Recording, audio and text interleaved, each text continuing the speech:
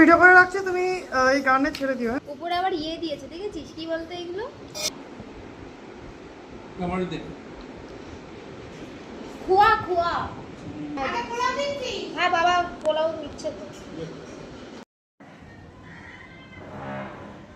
ব্যাস ব্যাস ঠিক আছে। এবার লাউ চিংড়ি দেওয়া হচ্ছে। এখন লাউ চিংড়ি দেওয়া হচ্ছে। আর লাউ দে আর চিংড়ি দিস না বাস।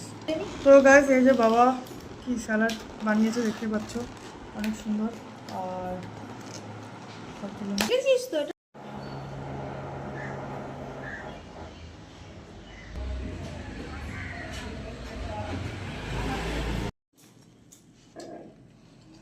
তো গাইস এখন কি আমরা এনেছি আজকে ভেজ পোলাও কারি রুম থেকে, আর আম পোড়া চিকেন।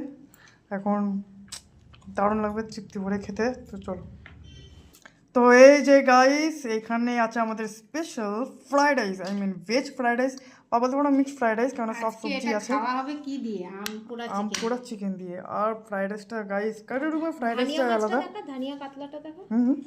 আর এই যে ধনিয়া কাতলা আছে তুমি দেখতে পাচ্ছ, অনেক সুন্দর। তো চলো আমি সাজিয়ে দিচ্ছি এবার, একটু দিদি সাজাগুজু করুক, তারপরে আমি ফটো একটু তুলবো। চলো। আর সাথে আছে গরম গরম চিকেন কষা। ওহো, চলো। और आज का दिन होगा जिंगलाला, लेट्स गो।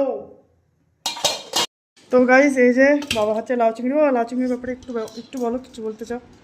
আর এটা কে দিয়েছে তার ব্যাপারে একটু বলো। লাউ চিংড়িটা অনেক দিন পরে খাচ্ছি এবং খুব সুন্দর, রান্নাটাও ভালো হয়েছে, ভালোই লাগছে টেস্ট। বিশেষ করে আমাদের ঘরের লোক, ঘরের বন্ধু বিজয় দাস, উনি আমাদের দাদা আবার বন্ধু, উনি খুব আদর করে নিয়ে এসছে, আমাদের একটা উপহার দিয়েছে লাউটা দেখতে খুব সুন্দর ছিল, লাউটা স্বাদও ভালো এবং চিংড়ি দিয়ে ভালোই লাগছে। আমার মনে হচ্ছে পুরো ভাতটাই লাউ দিয়ে খেয়ে নিই।